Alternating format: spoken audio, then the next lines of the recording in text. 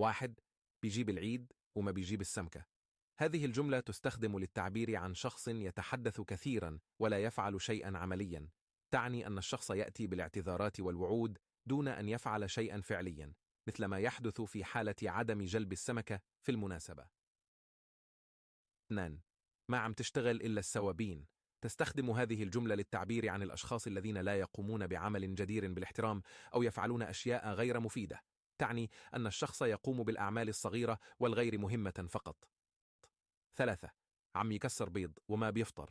تستخدم هذه الجملة لوصف شخص يقوم بأمور كثيرة ولكنه لا ينجز شيئا منها بشكل كامل أو مفيد.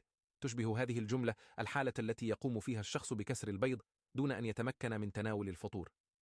4. بس بتعلق حالك على الشحادة. تستخدم هذه الجملة للتعبير عن شخص يعتمد بشكل كبير على الآخرين أو على الدعم المادي من دون أن يعمل بجد لتحقيق أهدافه. 5.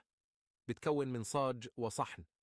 تستخدم هذه الجملة لوصف شخص بسيط أو متواضع. تعني أن الشخص ليس لديه الكثير من الممتلكات أو الثروة ويعيش حياة بسيطة. إذا كنتم قد استمتعتم بالمحتوى وترغبون في متابعة المزيد، فضلا انضموا إلى القناة بالاشتراك وتفعيل الجرس ليصلكم كل جديد.